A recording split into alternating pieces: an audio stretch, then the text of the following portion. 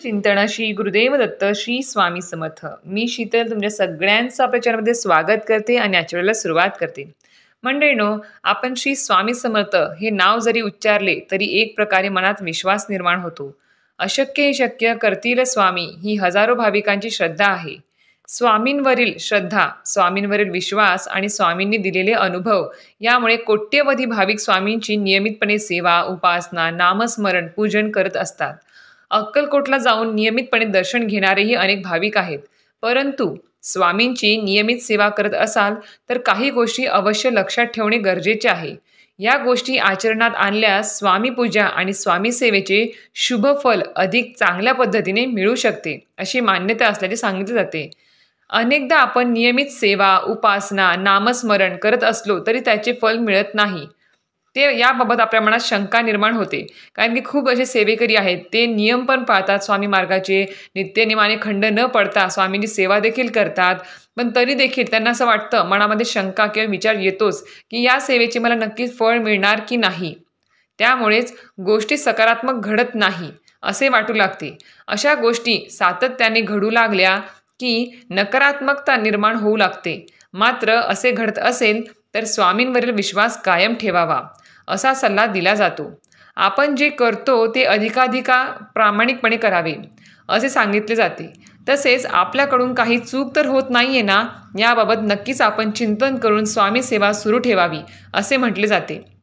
आता आपल्याला बघायचं आहे आजच्या व्हिडिओमध्ये ते म्हणजेच काय की स्वामी समर्थांची आपण रोज नित्यनियमाने जर सेवा करत असाल तर नक्कीच आपल्याला 3 गोष्टी लक्षात ठेवायच्या आहेत, जेणेकरून आपल्याला स्वामी मार्गातील जी आपण सेवा करतो, पारायण असेल, सेवा असेल, कुठलेही तोडगे उपाय असेल, त्याचे शुभ फल आपल्याला लवकरात लवकर मिळू शकतील. तर त्यातले आपल्याला नेमकं काय करायचं आहे ते आपण आता जाणून घेऊया. पहिली गोष्ट जी आहे ती म्हणजेच काय, स्वामी सेवा करत असाल तर तुमच्या पद्धतीने ती सेवा तुम्ही सुरू ठेवायची तर आहेच, पण स्वामी सेवा सुरू करायची असेल तर सकाळी किंवा सायंकाळी एक वेळ ठरवून घ्यावी किंवा दिवसभरामध्ये म्हणजे पहाटे उठल्यापासून ते तुम्ही रात्री 12 वाजेपर्यंत तुम्ही कधीही धावपळीमुळे तुम्हाला सकाळी शक्य नसेल तर तुम्ही तिन्ही सांजेला संध्याकाळी दिवे लागण्याच्या वेळी सेवा करावी किंवा दिवसभरात कधीसुद्धा सेवा करू शकतात. फक्त दुपारी 12 ते 12:30 हा टाईम स्किप करावा. त्या टायमिंगला सेवा करू नये. पण तुम्ही तो टाईम सोडला तर पहाटेपासून ते रात्री झोपेपर्यंत कधीहीसुद्धा वेळेनुसार तुमच्या सेवा करू शकतात. त्याला नियमांचं किंवा टायमिंगचं बंधन नाही आहे. आणि त्याच वेळेला दररोज नियमितपणे सेवा करावी असंही बंधन नाही आहे तुम्हाला. तुम्ही दिवसभरात समजा आज तुम्ही सकाळी केली तर उद्या तुम्हाला सकाळी वेळ नाही भेटला तर तुम्ही सायंकाळी करू शकता किंवा दुपारी करू शकता किंवा रात्री करू शकता. त्याला वेळेचं बंधन नाही आहे. फक्त सेवा ही करायलाच पाहिजे खंड न पडता आणि मनापासून आणि श्रद्धेने ती सेवा करावी. त्यानंतर दुसरी गोष्ट आहे ती म्हणजेच एकदा वेळेचा मनात संकल्प केला की काही झाले तरी ती वेळ चुकवायची नाही. म्हणजे तुम्हाला सांगितल्याप्रमाणे नियम आहे, पण तुम्ही दिवसभरामध्ये ज्या टायमिंगला सेवा करता किंवा तुम्हाला जर रोज एकच टाईम पाळणं शक्य असेल तर तुम्ही त्याच टायमिंगला जरी सेवा केली रोज तरी चालेल. त्यावेळेस स्वामी समर्थांची आपल्या म्हणजे सेवा करताना आपल्या घरामध्ये सर्वप्रथम स्वामींचं अधिष्ठान असायला पाहिजे. स्वामींची मूर्ती, फोटो किंवा दत्त महाराजांची मूर्ती, फोटो असेल तरीही चालेल. फोटोसमोर बसून आपल्याला आसन घ्यायचं आहे, आसनावरती बसायचं आहे आणि स्वामींच्या फोटोसमोर देवघरामध्ये धूप दीप लावायचा आहे. आणि त्यानंतर आपल्याला धूप दीप ओवाळून स्वामींच्या आपल्याला स्वामी स्तवन जे आहे तिथून आपल्याला स्वामींच्या नित्यसेवेला, रोजच्या सेवेला सुरुवात करायची आहे. आणि तुम्ही रोज अगदी तुम्हाला कुठला नैवेद्य ठेवणं शक्य नसेल तर तुम्ही साधं दूध किंवा साखर, एखादं फळ जरी नैवेद्य म्हणून ठेवला सेवा करण्याच्या अगोदर तरीही चालेल. त्यानंतर तो प्रसाद म्हणून तुम्ही तो घेऊ शकता. त्यानंतरची गोष्ट आहे ती म्हणजेच पाळावयाची ती म्हणजेच तुम्हाला स्वामींची मानस पूजा ही रोज करायची आहे. तसेच स्वामी चरित्र सारामृताची आता नित्यसेवा म्हणजे काय, खूप लोकांना प्रश्न पडतो. तर स्वामींची नित्यसेवा रोज करण्याचं म्हणजेच काय, तर स्वामी चरित्र सारामृताचे टोटल 21 अध्यायाचं एक पोथी असते. त्या पोथीचे रोज तुम्हाला 3 अध्याय पठण करायचे असतात. समजा आज तुम्ही 1, 2, 3 हे त्यातले अध्याय वाचले तर उद्या 4, 5, 6, परवा 7, 8, 9, पुन्हा 10, 11, 12 असं करून तुमचं 7 दिवसात एक पारायण पूर्ण होऊ शकेल. आणि ते पारायण पूर्ण झालं 7व्या दिवशी की परत तुम्हाला पुन्हा पहिल्या अध्यायापासून पारायणास सुरुवात करायची आहे. त्याला खंड पडू द्यायचं नाही.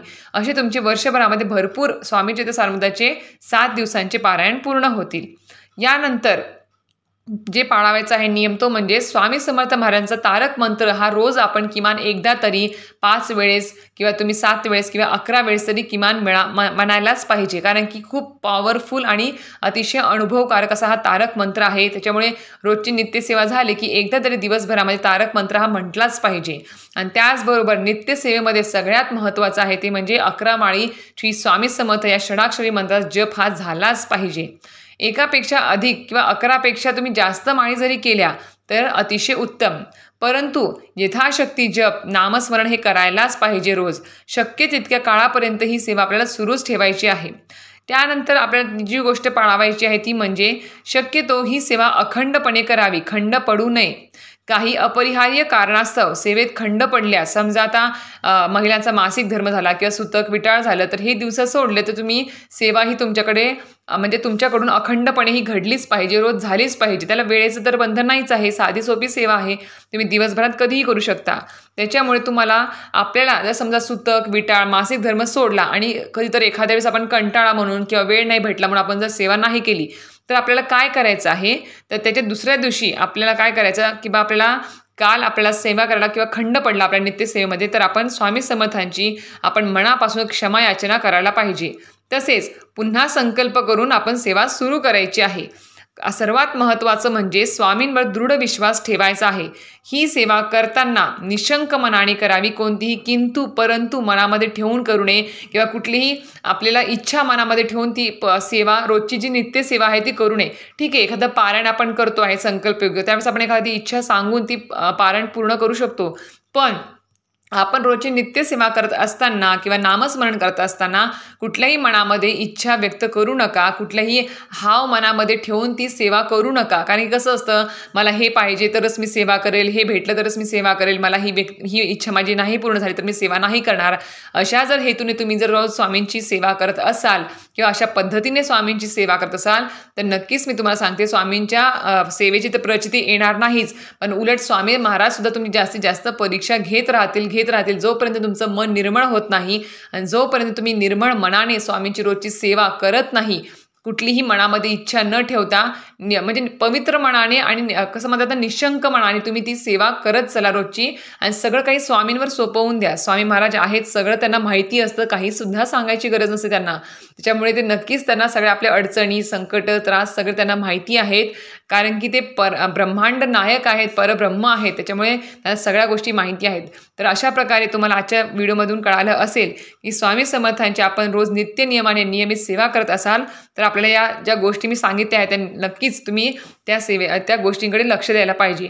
आणि अजून एक महत्त्वाची गोष्ट म्हणजेच आपल्याला जर आपण स्वामींना गुरु केला आहे किंवा स्वामींची रोज नित्य सेवा करत असाल तर नक्कीच मांसाहार होईल तेवढा जास्त तुम्ही कमी करण्याचा प्रयत्न करा.